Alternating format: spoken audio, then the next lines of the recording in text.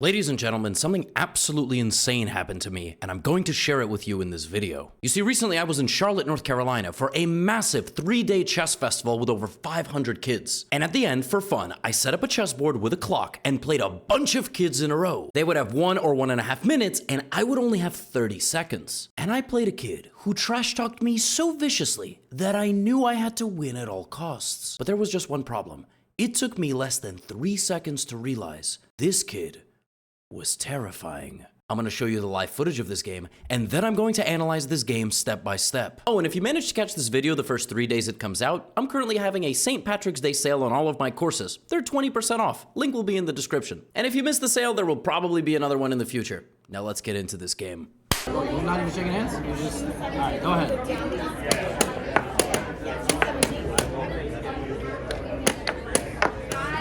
Woo!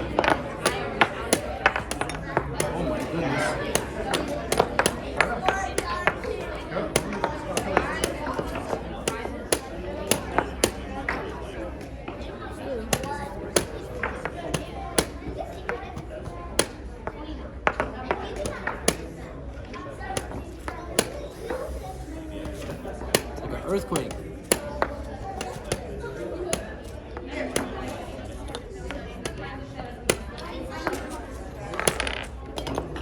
Oh my goodness, we've knocked over every piece basically.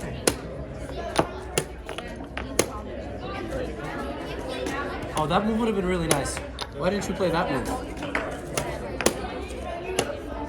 Is it like a drop? No, you sure? Yeah. Oh my god, you could have won!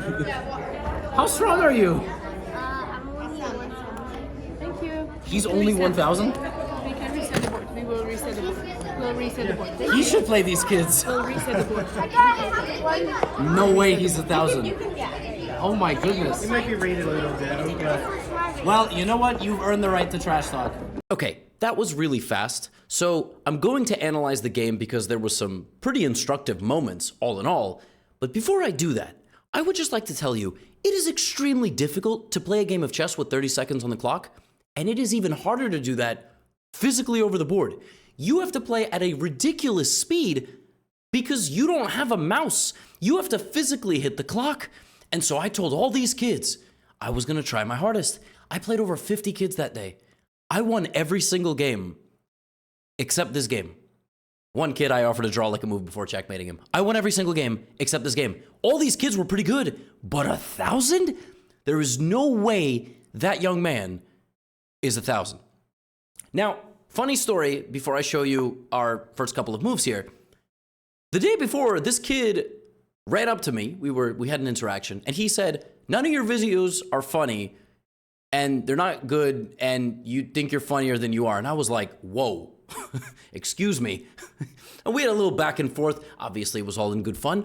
But when I sat down to play him in a game, I was like, I gotta beat this kid. Did you see how fast he busted out the first move?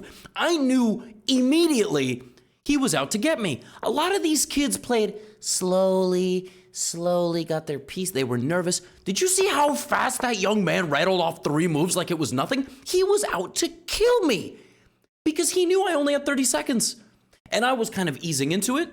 Now, he already made a mistake in the opening, but of course, we're playing every move in half a second. We're basically pre-moving IRL. Knight c6 is not a good move. In the beginning of the game, this is a Sicilian defense. It actually started out as a French, but we go here. This is a Sicilian defense. He should be taking my pawn. But he's kind of in pre-move mode. Now I punish him right away. I play this move d5. And in general, you really shouldn't allow yourself to get overrun by pawns in the beginning of the game. In particular, when your knights could be targeted. He took, and he was sort of on autopilot. He played knight d4. I did not expect the move knight d4. And I'm sort of like mentally just programming moves. Of course, knight d4 is a mistake because knight takes, pawn takes, queen takes. But if I tell you you have half a second to make a move and hit the clock, and at the same time, I'm like, oh my God, this kid is actually really fast. Like I played c3, right? And I traded knights rather than taking on d4. Now, I'm still better, right? And my plan was develop my pieces, castle quickly, and go for an attack. Because again, I need to win fast. I'm showing these kids no mercy. And this young man said I'm not funny. And that hurt my ego because I'm nearly a 30-year-old man who needs constant validation. So I took with the queen. He played d6. And now I was like, look, I can of course develop some pieces here, and I have a slight advantage here because his bishop is a little bit passive. I have a bit more space, and space, that's not a legal move. And my queen is, kind of pressuring stuff. So I gave him a check, and my plan was I'm going to trade, I'm going to castle, and I'm going to make a couple of quick moves, and then of course I'm going to win because I'm probably a lot better than he is. I don't know what his playing strength is, but I imagine that I'm better than him. Bishop d7, we trade, and I castle. But dude was giving me nothing. Like, I was ready for him to, like, blunder something, put a knight... He just developed his knight. I gave him a check because, I mean, I might as well improve the position of my rook, right? And then he played bishop e7. Now, I will remind you, based on the video that you just saw, literally every move is being made within half a second. So there's no real time to sit and think. But what's funny about my whole plan, I had a plan from this position that I executed that I realized doesn't work. My plan from here had been make this trade, castle, and in this position, stop him from castling. Because I have pressure on the bishop, and wherever he castles, the king will no longer protect the bishop. So I was going to go something like queen e2. But that doesn't work. Primarily because, first of all, he could take. But primarily because he can castle. If I'm playing a move that prevents somebody from castling, and they're not castling, but then they do castle, like that's really, really bad. And the point is, he would pin my rook to my queen to my rook, and it's back rank checkmate. If I take the queen, he takes my rook. It's crazy. So I was like, uh-oh, that's not good. So I developed my knight, and now he castled. And you will understand, with very little time on the clock, I need any advantage I can get. If I have about 22 seconds from this position to win the game, the only way to do that, clearly, because he's playing really fast. Credit to this young dude. He was playing super quick. And that's really important. And the thing is, playing fast and really strong, really impressive, because he was like 8, okay? Literally, like I have no idea how old he was. He was like an 8-year-old kid. So I need to go for an attack, right? So right away, I'm noticing my knight is going to get to f5. And from f5, I'm going to pressure the bishop. I'm going to pressure here. I'm going to go queen g3. I'm going to mate him, right? I'm going to get my bishop out. I'm going to put my knight on f5. I've got my rook active. Like, kid's going to completely fall apart. He goes here. It's a great move, right? He wants to move the bishop, maybe. He wants to trade rooks with me. I played knight e3. At this point, I got the sense, like, I'm going to take over the game now. Like, he can't trade queens with me. I'm going to put my knight on f5. He plays a move here that was a kind of like a lazy, like, just sliding the... But even, you'll watch the footage back, he played this move fast. He played every move close and fast. He didn't do anything drastic. He didn't tank for 10 seconds like, oh, I'm playing Gotham, No, he was like, really? And that actually got me rattled. The fact that he was keeping a pace with me for this far in the game, and he's not worse, Now, at this point, I don't know why I didn't go knight f5. Again, I don't have a lot of time to make these moves, so I can't really... So before I played knight f5, I decided I'm going to play h3. Because I'm actually going to go attack him with this pawn, and then that way, he doesn't have a knight protecting his king. And I thought this was but of course I should bring my pieces. Like, and I criticize y'all sometimes for executing a plan and then forgetting about it. Like, this is the way you play this position with white. You try to damage his structure, you try to open up the king. Like, this is a winning position for white because this knight is so strong. Now I would go here and try to get a mate in the future, and that's the way I would play the position. So knight f5 is definitely the best move. h3 and g4 is not the best move, and again, he's playing every move very fast, right? At this point, it dawns on me, this plan that I'm going for in half a second is not particularly good, because in fact, he's gonna go here, and I'm actually bringing his knight to an even better position, right? But I'm all in, and I'm going for it, right? I just gotta win the game, right? And again, mentally, I'm thinking, at some point, this kid is going to collapse. Like, he's young, and he's probably like 1300. Like, at this point, the elo in my head that I'm guessing is the kid is like 1700, because it's equal after like 15 moves against me. And I'm actually kind of trying. Like, if I wasn't trying, but like I told you in the beginning, I got 30 seconds. I told all the kids, I'm going to play as hard as possible. This is not going to be like a play Gotham, have fun, maybe I'll let you win. No, y'all all going down. I need YouTube content, all right? I gotta feed my wife and dog. g5. He goes here. And I realized here, like, I'm not winning. And so I went queen g3 with the intention, you know, this is sidestepping for my f-pawn. I'm ready to meet this move with f4. That was my idea. And I thought, okay, queen g3. My next move is going to be knight f5, and then I'm going to bring my bishop, and then I'm going to go here. And here, this young man played this move g6. Played g6. He stopped me from playing knight f5. So now I don't have an attack anymore. This whole time I thought, well, this is going to be easy. I'm just going to march into the position, and then I'm going to play knight f5. No, he played g6. Now I have to readjust my strategy. I don't exactly know what the timestamp was here. I don't know exactly how much time I had on the clock, but I have to adjust on the fly. So I said, okay, h4. I have to go for it. I mean, I got to rush the pawns forward. I got to open up his king. I got to make sure he gets nervous, and he's going to go here. And I'm thinking he's going to go knight e5, and then I'm going to go f4, f5, blah, blah, blah, blah, blah. No, he just plays bishop f8. Do you understand how good you have to be at chess to play such a calm move? Like, this kid has a future. He's bringing the bishop to protect the king as a follow-up to his previous move. He played g6 because the bishop has no forward mobility, and now he's going to zip backwards, protect his king, and open up his rook. I was flabbergasted. Completely flabbergasted. Like, and again, he's playing on my time too. He sees I don't have a lot of time, so he's playing really quickly, right? So h4, h5, he just goes bishop g7. I don't have anything. And I have to continue to make risky decisions. Like, of course, I should bring my bishop out, and I need to protect my rook, and I need to go here and here. In a regular game, if this was just a regular game between grandmasters, that's probably what White would do. But this is a game with 15 seconds on the clock, and he's got, 30, 40, whatever he's got. And so here I'm thinking I can take, but then I lose all of my... Where's my attack? I don't have an attack anymore. So what I decided to do against this is shove this pawn forward so that his king has a little bit less breathing room. And I sort of thought, okay, my pawn is really far advanced. What I'm going to do now is I'm going to find a way to just get to his king. I'm going to play maybe, some of these moves. And so that way here I played bishop d2. And bishop d2 was very simply designed to play something like knight c4.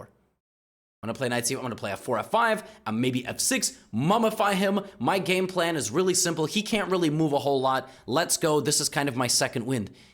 And then he played another great move. Definitely for what the time situation determined. As far as I'm concerned, this is a fantastic move. Now, f6 again keeps the game in the balance. It might have been even better to play f5. Just create this wedge. Not let me get any pieces forward. f6 is just like, yo, Gotham, what are you doing with this pawn? Get out of my territory. And it's another really good move. It's a very, very well-timed move. At this point in the game, I'm thinking, like, do I just get completely desperate? Like, do I just sacrifice and play like g6? I got news for you. I'm not even sure any of this works. Okay, apparently taking works, but if he doesn't take, if he just puts, I just lose. So taking works, but otherwise it doesn't. f6 is a fantastic move, and you'll notice I was really nervous. I was knocking the pawn down. I took the pawn. Now it would have been really bad for him to take with the bishop, because if he takes with the bishop, I have a target. I'm looking to just get an imbalance. I'm looking for anything. Okay, if I can trade the knight for the bishop and then get my bishop here, I'm winning again. I'm winning. I mean, I'm getting into the position. I have a great... He took with the knight. He did not take with the bishop. 23 moves we have played. I am trying to beat this kid at all costs. Admittedly, I am not playing maybe the top engine moves because I'm playing them extremely fast. He has stayed equal with me for 23 moves. That is extremely impressive. He has not collapsed. He has played solidly. And right here, I realized, oh, I've messed up because I'm no longer attacking. He's attacking me. I'm thinking now, I'm going to lose. I'm going to lose this game. That's a crazy thought. I was not prepared to lose. I came there, I was going to win every game. So I went f4. And the idea of f4 is, like I said, to play f5. But I'm realizing I'm fighting him and I'm a wounded man. I don't have the artillery. He has the rook. He has the knight that's going to come in and beat me up. He has a bishop protecting his king, but it's ready to be an attacking piece at any moment. And he played here. Every move this kid played was a good move. And I don't have any time. I got to keep fighting. I get my queen out of danger. I protect my bishop. Now, he was just very clever. the best move for him is not to take. The knight is a god. It's an incredible piece. And just to let you know, like, I mean, if he gets this position, it's over. If this bishop comes alive as well, the game is over. So he's very close to being winning already. He takes. Because, you know, again, like, he just played one knight move, a second knight move, and he's just trying to play simple moves. He's trying to play simple chess, because neither one of us has a lot of time on the clock. And now, again, he played the top engine move.